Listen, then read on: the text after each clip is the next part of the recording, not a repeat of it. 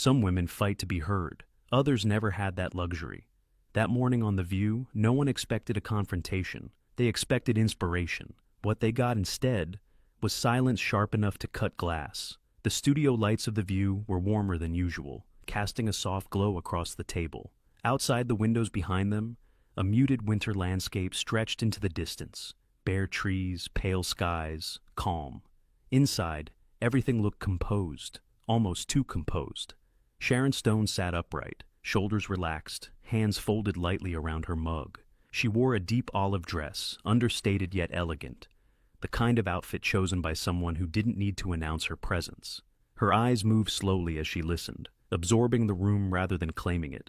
Across from her, Meghan Markle leaned slightly forward. Her posture was alert, engaged, controlled. Every gesture was measured, every nod intentional. When she spoke with confidence, with the practiced cadence of someone who knew how to hold an audience. At first, everything flowed as expected. Joy asked Sharon about longevity in Hollywood. Whoopi framed it as resilience. The audience murmured appreciatively as Sharon spoke, not dramatically, not emotionally, but with quiet gravity. "I stayed," Sharon said calmly, "even when it hurt, especially when it hurt." Meghan smiled politely, too politely. When it was her turn, she took a breath that felt rehearsed, not fake, but prepared.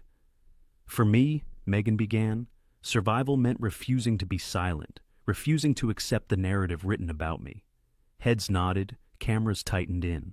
Sharon listened without interrupting. Her face didn't change, but her eyes sharpened slightly, not in challenge, but in recognition. Meghan continued, her voice growing firmer. "There's power in telling your story loudly, in owning it before someone else does." That was the first moment the air shifted. Sharon didn't respond immediately. She took a sip of water, set the glass down, then spoke, not louder, not faster. "There's also power," she said, "in enduring without applause." The table went quiet, not tense, not yet. Just still. Meghan's smile froze for half a second, barely noticeable unless you were watching closely. She tilted her head. "Of course," she replied smoothly. "But silence hasn't always protected women like us, has it?" The word us landed heavily. Sharon met her gaze for the first time directly. Not confrontational. Assessing. "No," Sharon said, "but neither has performance." Joy shifted in her seat. Whoopi raised an eyebrow. Meghan laughed softly. One of those laughs meant to disarm, but it didn't quite land. "I'm not sure I see storytelling as performance," she said. "I see it as survival." Sharon didn't argue. She waited. That pause, just 2 seconds, felt longer than any speech. When she finally spoke, her voice was even, almost gentle. "Survival," she said, "is what you do when there are no cameras." A ripple moved through the audience. No gasps, no claps, just a collective inhale. Meghan straightened slightly. Her hands came together, fingers interlacing tighter than before. "With respect," she said, "not all suffering happens off-screen." Sharon nodded once. "True," she replied, "but not all strength needs to be seen." The hosts exchanged looks now. This wasn't a debate. It wasn't an argument. It was something more dangerous, a comparison no one had spoken out loud. But both women felt pressing against the table between them. Meghan's voice softened, but the edge was there now. "I think minimizing someone's voice because it's public can be its own kind of dismissal." Sharon didn't flinch. "And I think," she said quietly, "that confusing visibility with depth is how pain becomes currency." Silence. Real silence. The cameras lingered on Meghan's face as she absorbed that sentence. For the first time, she didn't respond immediately. Her eyes flicked away, just for a heartbeat, then back. She smiled again. But this time, it didn't reach her eyes. The silence didn't break on its own. A producer's voice whispered something through an earpiece. One of the hosts cleared her throat. The show was supposed to move on, to a lighter question, a safer lane, but something had already shifted. The table no longer felt like a platform. It felt like a line drawn down the middle. Meghan spoke first. She leaned back this time, crossing one leg over the other, reclaiming composure the way she always did. By control. Her tone softened, but there was steel underneath it now. I think it's interesting, she said, how often women are praised for endurance after the fact. Silence becomes noble once it's survivable. A few audience members murmured in agreement. Sharon didn't look away. She didn't interrupt. She waited until Meghan finished, then tilted her head slightly, an old habit, one she'd picked up long before interviews became negotiations. Endurance isn't noble, Sharon replied. It's necessary, and necessity doesn't care who's watching. Meghan smiled again. This one was sharper. But visibility changes systems, she said. It opens doors. Sharon nodded once. It also creates stages, she said. And stages invite expectations. Joy shifted, sensing the friction now. Whoopi tried to lighten the moment with a half-joke, but neither woman took it. Meghan turned slightly toward the hosts, widening the circle, making it public. I didn't choose to be visible, she said. Visibility came with the consequences I faced. Sharon's response was immediate, not reactive. Immediate. None of us choose the consequences, she said. We choose what we do with them. That landed harder than anything before. Meghan's fingers tightened around her mug. She set it down carefully, precisely aligned with the coaster, as if keeping order in small things could steady the larger ones. I spoke because staying quiet nearly broke me, Meghan said, her voice firmer now, and I won't apologize for that. No one had asked her to. Sharon's expression softened, but only slightly. Her voice dropped, not in volume, but in temperature. I'm not asking for an apology, she said. I'm asking for honesty. The word hung there. Honesty. Meghan blinked once. Just once. About what? She asked. Sharon didn't raise her voice. She didn't gesture. She didn't perform. About the difference, she said, between telling your story and reshaping it. The audience inhaled. A camera operator adjusted focus. Somewhere off-screen, a producer mouthed, "Wrap it up." Meghan laughed, short, incredulous. Are you suggesting I fabricated my experiences? Sharon held her gaze. I'm suggesting, she said slowly, that memory is powerful, and power edits. The temperature in the studio dropped. Meghan straightened fully now, shoulders back, chin lifted. This wasn't conversation anymore. This was defense. I lived it, she said. I don't need permission to speak it. Sharon nodded again. No, she agreed, but when your story becomes a brand, it stops being just yours. That was it. The hosts froze. Joy opened her mouth, then closed it. Whoopi leaned back, arms crossed. Meghan's voice sharpened. That's unfair, she said. You don't get to define my motives. Sharon finally leaned forward, just slightly. And you don't get to pretend motives don't matter. A beat, then another. Meghan exhaled through her nose, the composure cracking at the edges. I find it interesting, she said, that women who endured quietly are often celebrated, while women who speak are questioned. Sharon didn't hesitate. I question everyone who profits from pain, she said, including myself. That stopped Meghan cold. For the first time, she didn't have a response ready. The audience shifted, sensing it too, that rare moment when the rhythm breaks, when the practiced cadence falters. Meghan glanced toward the hosts, then back to Sharon. This is becoming personal, she said. Sharon's voice was calm, almost kind. It always was. Another producer's voice crackled in an earpiece. A hand motioned commercial. The hosts tried to steer, but Meghan shook her head. No, she said. Let's finish this. The room held its breath. Sharon didn't interrupt. She waited. And in that waiting, the balance tipped. The producers never liked it when a segment stopped behaving. On The View, everything had a rhythm, a laugh line, a warm anecdote, a respectful pivot. Even arguments were supposed to be manageable, sharp enough to trend, soft enough to survive a commercial break. But this wasn't manageable anymore. The lights felt brighter. The studio air felt thinner. The audience, usually trained to clap on cue, was now listening like witnesses. Whoopi glanced toward the camera, as if asking it to blink first. Okay, she said carefully, voice calm but guarded. Let's keep it respectful. Meghan nodded as if she agreed, but her eyes stayed locked on Sharon. Sharon's posture hadn't changed. She wasn't leaning in to win. She was sitting like someone who'd already decided she didn't need to. Meghan spoke with a practiced steadiness. People always want to reduce women to how they handled it, she said. As if survival isn't enough. As if speaking isn't enough. Sharon's expression didn't shift, but her voice softened, just enough to sound almost sympathetic. Survival is enough, Sharon said.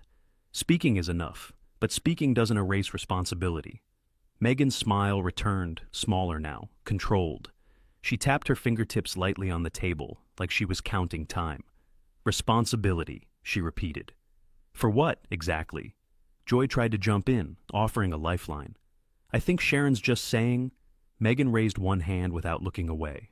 No, let her say it, she said. I want to understand. Sharon nodded once, as if she appreciated the permission, even though she didn't need it. Responsibility, Sharon said, for what you set in motion. That landed in the space between them, like a stone dropped into still water. Meghan leaned back, crossing her arms now, subtle, defensive, unmistakable. You're implying my words have harmed people. Sharon didn't blink. Words can, she said, and when your words become headlines, they can do it faster. Meghan's jaw tightened. My words were my truth. Sharon's tone stayed level. Truth doesn't mean complete, she said. It means believed. The audience shifted again, some murmurs, some silence. A few claps died before they started, like hands forgot what side they were on. Meghan's eyes flashed. Are you accusing me of manipulating people? She asked, voice sharper. Because I spoke about my life? Sharon shook her head slowly. I'm saying, she replied, that when your life becomes a narrative, you start editing yourself into the hero. Meghan's mouth opened, then closed. She inhaled slowly, like she was pulling restraint back into her body. Whoopi tried again. Okay, we're... Sharon's gaze didn't leave Meghan. We all do it, Sharon added, but most of us don't do it on a global stage. Meghan laughed. This time, it sounded like disbelief, not amusement. Interesting, she said. So, you're the authority on global stages now? Sharon didn't take the bait. I'm the authority, she said, on what happens when the applause fades. That line didn't sound like an insult. It sounded like a warning. Meghan's fingers tightened around her mug again. She didn't lift it. She just held it, as if the weight grounded her. I didn't come here to be interrogated, she said, voice cool but trembling at the edges. Sharon's response was quiet. Then you shouldn't have come to a table built on questions. Meghan's eyes narrowed. Questions are one thing, she said. Judgment is another. Sharon nodded, still calm. Judgment comes when answers don't match the framing, she said. Meghan's composure cracked, just a hairline fracture. It showed in the way she blinked too quickly, the way her breath clipped at the end. You keep saying framing like I manufactured my pain, Meghan said. Do you have any idea what it took to stand up after everything? Sharon paused. Then, finally, she looked down for a second, as if choosing her next words carefully. When she looked back up, her voice had changed. Not louder, sharper. I know what it takes, she said, and I also know what it looks like when someone uses pain like currency. The studio went cold. Meghan stared at her, stunned, like she'd been slapped by a sentence. How dare you, Meghan whispered. Joy's face tightened. Whoopi's shoulders rose. The host knew it. That was the line. That was the moment the segment stopped being television and became something riskier. Sharon didn't flinch. I'm not saying you didn't hurt, she said. I'm saying you learned how to spend it. Meghan's voice rose now, still controlled, but no longer smooth. You don't get to measure my trauma, she said. You don't get to decide what I'm allowed to do with it. Sharon's eyes held steady. No, she said, but I can ask one thing. Meghan's breath hitched. What? She snapped. Sharon leaned forward for the first time, just slightly, like a door opening. When the cameras are off, she asked, who are you without the story? Meghan froze, not because she didn't understand, because she did. For a second, the entire studio watched her search for a response that wasn't scripted, a response that wasn't polished, a response that didn't have a headline built into it. Her lips parted. Then, she heard something in her earpiece, a producer's frantic whisper, commercial, now. But Meghan didn't move. She looked at Sharon like she was deciding whether to answer or explode. And Sharon didn't blink because she knew what she'd just done. She'd asked a question Meghan couldn't spin.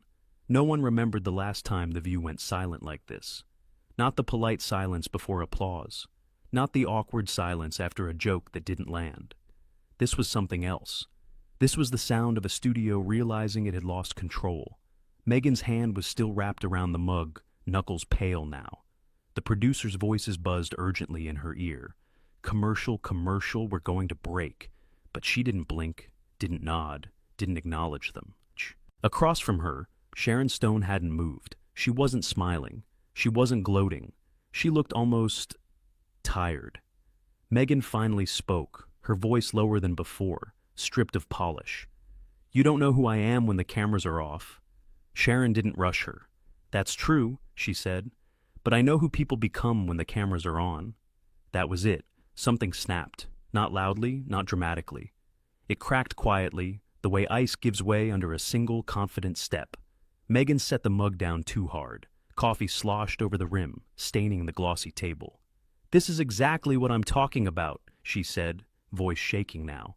"Women tearing other women down for entertainment." Whoopi leaned forward, hands raised. Okay, let's pause." Meghan cut her off. "No," she said sharply. "I've paused my whole life." The audience gasped. Somewhere in the back, a producer mouth cut, slicing the air with a hand signal that meant we're bleeding out. Joy tried once more, softer this time. "Meghan, nobody's attacking you." Meghan laughed, bitter and short. "You invited me here," she said, sweeping her gaze across the table. "And let me be cross-examined like I owe the world an explanation." Sharon finally shifted in her seat. Not defensive, not aggressive, just present. "No one owes the world," Sharon said. "But if you build a platform on confession, don't be surprised when people listen closely." Meghan stood. The movement was sudden enough to startle the audience. Chairs creaked. A cameraman hesitated, unsure whether to stay wide or follow her.